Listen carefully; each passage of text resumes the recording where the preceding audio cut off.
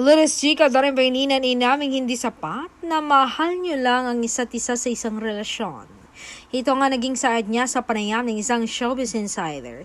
Diba hindi sapat na, mahal nyo lang isa't isa? Kung gusto nyong tumagal, dapat si God ang mas mahal ninyo pareho. Gaya namin ni Belle. Yes, madaming relasyon na nagsisimula sa kilig, pero alam nyo kung ano ang nagpapatagal sa aming relasyon? Hindi lang pagmamahal kundi pananampalataya. Kasi kapag si God ang sentro ng relasyon, hindi mo kailangang manalo sa bawat argumento. Minsan mas pinipili mong umintindi, mas pinipili mong magpatawad, mas pinipili mong protektahan ang relasyon kaysa pride mo.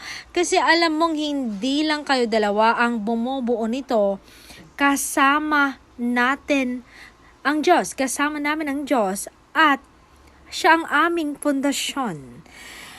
At kapag pundasyon ng relasyon, ang Diyos, kahit dumaan sa bagyo, mas matibay itong mananatili.